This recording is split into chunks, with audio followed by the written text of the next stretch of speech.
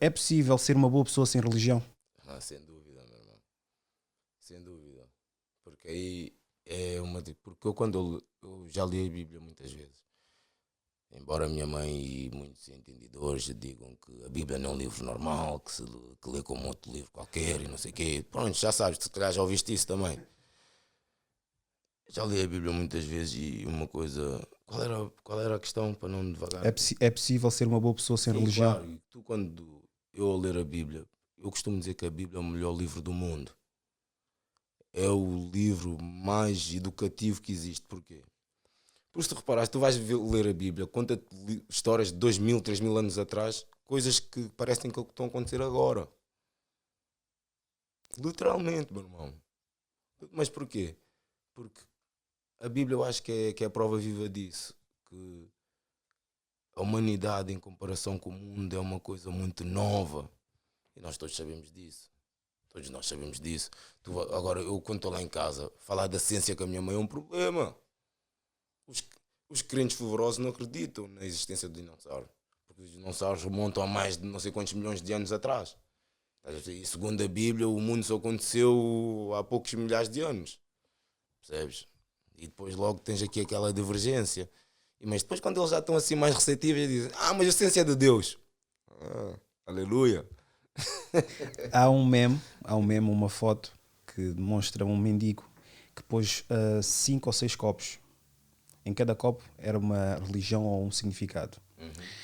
Pôs lá os católicos, cristãos, judaicos, muçulmanos, tudo mais. Tinha lá um que era paganzas e outro que era o dos ateus. Yeah. Adivinha qual é que era a caixa? A caixa não, o copo que estava mais cheio. Dos ateus? Por que será? Porque eles sabem que aquele dinheiro ele vai precisar para comer. Não é porque alguém lhes disse que eles têm que pôr lá. Certo. É complicado. Mas enquanto o termo ateu continuar a ter uma conotação negativa, Um estigma muito mau. é É fedido. muito mau. Porque eu mesmo falando com pastores, quando eu falo com pastores, falo com irmãs, com irmãos de vários ministérios, várias igrejas, e uma primeira coisa que eu noto quando as pessoas estão a falar acerca disso que estamos aqui a falar, as pessoas sentem-se como Ofendidas. percebes? E existe, não, nem ofendidas, percebes? Mas existe porque os crentes têm, e bem, porque acreditam naquilo que estão a pregar e naquilo que estão a sentir, têm por hábito usar como palavra a escritura. Não respondem pelas suas próprias palavras. Não sei se eu estou-me a fazer entender. Estou a perceber. Porque isso constitui quase uma blasfémia, estás a perceber? Porque uma blasfémia nem é só quando estás a falar mal, é também quando estás a falar bem de algo que não sabes. Então as pessoas cingem-se a sublinhar a escritura. Estás a perceber? Mas agora a questão é, o termo, não sei se é o termo hebreu ou se é o termo israelita, mas certeza um dos dois significa o homem que discute com Deus. Que derivado, isso é um dos critérios pelo qual Deus escolheu o povo israelita como o seu povo. Então, eu pergunto, então qual é o problema de nós questionarmos? Eu acho que o grande problema é que eles, como têm uma crença em algo ou alguém, eles pensam e o ateu está estigmatizado a ser rotulado como uma pessoa que não acredita. Não é uma pessoa que não acredita. Não, Na minha percepção, é uma pessoa que acredita em pessoas. Uma pessoa pagã, como eles dizem.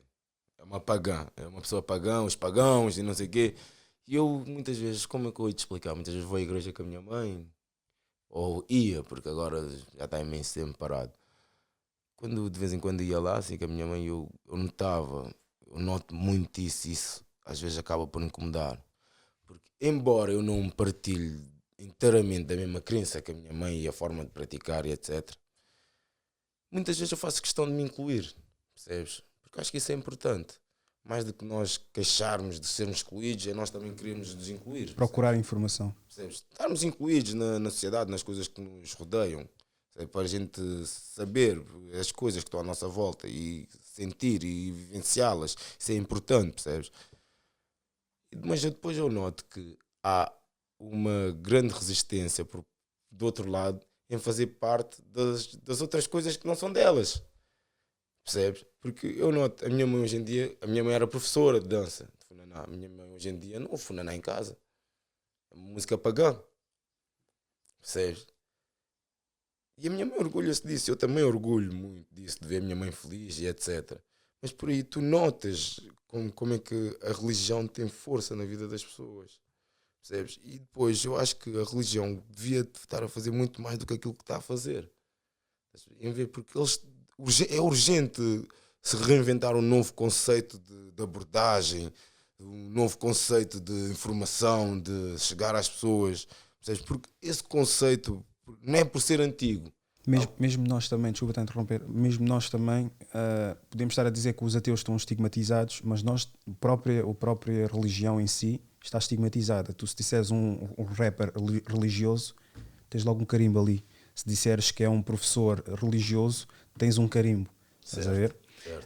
O que eu quero trazer, por exemplo, não fugindo muito ao tema, mas temos que também transitar, porque a partir do momento que fala-se religião, não quero religião, política e futebol. Não vale a pena. Não vale a pena. O que eu penso da seguinte forma, por exemplo, este podcast e a minha metodologia com o podcast e o projeto, por acaso já falei com o teu grande agente e já vamos falar também sobre ele, foi que todas as pessoas já estão habituadas àquela coisa do pregar. Pregar. Eu posso falar muito bem, mas se estiveres constantemente a dizer eu sou perfeito, tu tens que fazer isso para ser perfeito, ninguém se vai identificar contigo. Tu tens que te apresentar como uma pessoa com falhas, com erros. Pessoa comum. Exatamente, para a pessoa que tu estás a tentar falar do outro lado da mesa se identificar contigo. Mas sabes, eu às vezes estou na igreja. Sabes que essa é uma das questões que eu me pergunto. Eu estou a olhar para o pastor, desculpa lá, tu és um gajo fixe, mas porquê que Deus fala contigo e não comigo? Juro que eu coloco essa questão muitas vezes. E isso sem qualquer pingo de inveja pelo pastor e... Sério, percebes? Mas eu ponho uma pergunta. Mas qual é a cena? Então, Porquê que eu tenho que vir para aqui para falar com ele? Eu tenho que vir para aqui para falar contigo. Ou porquê que ele tem que ser o intermediário entre a nossa conversa? Estás a perceber? Está bem que nós quando oramos estamos a falar diretamente com ele. Mas já não tem que vir aqui na casa, seja de quem for, que diz que está em representação de ti. Porque eu também te represento. Porque eu acho que todo ser humano, falando da crença em si, se nós formos a ver nesse aspecto, todo ser humano é um pastor. Todos nós temos alguém para ensinar ou para alguém para aprender. Somos todos filhos dele. Aí está, a nossa versatilidade dos ateus é perceber sempre o lado deles e tentar entender pelo menos as vertentes boas. Ok, isso eles quiseram dizer que o Adão, Eva, ok, está bem, mas não faz sentido muito porque isto e aquilo. Ele já não. O facto de não acreditares, pensam que não acreditas em absolutamente nada. Aí é que está a falha do termo. Aí é que está a falha do termo, porque eu acreditar em outras coisas não significa que eu seja ateu ou que não acredite em nada. Não acreditei naquilo que tu acreditas. Só que as coisas já estão tão rotuladas, percebes? O agnóstico, dizem que o agnóstico é um ateu cobarde. Estás a perceber? Lá está.